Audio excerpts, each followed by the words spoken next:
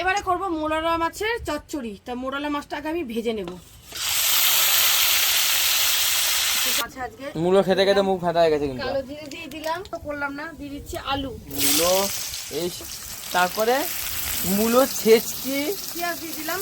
আর কি বলো, এটা একটু ভাজা ভাজা করে দিই। পেঁয়াজ গুলো দিয়ে দিচ্ছি, কাঁচা পাকা টমেটো। তবা তবা আজকে তেঁতুল নেই তো? তেঁতুল একটু টক মিষ্টি হবে খেতে, আমাদের তো ভালোই লাগবে, তোমাদের দাদা ভাই একটু অসুবিধা হয়ে যাবে।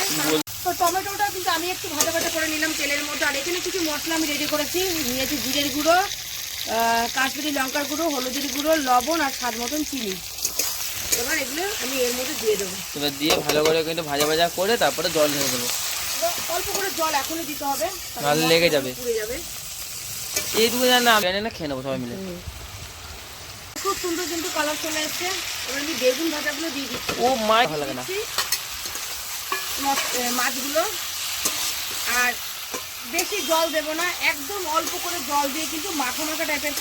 আর আলুগুলো সেদ্ধ অলরেডি হয়ে গেছে, মাছ তরকারি হয়েছে। এবার উপর দিয়ে দেওয়া হবে, মাখা মাখা হয়ে গেছে। এবার আমি হাত দিয়ে ধনেপাতাগুলো ছিটিয়ে ছিঁড়ে দিয়ে দিচ্ছি।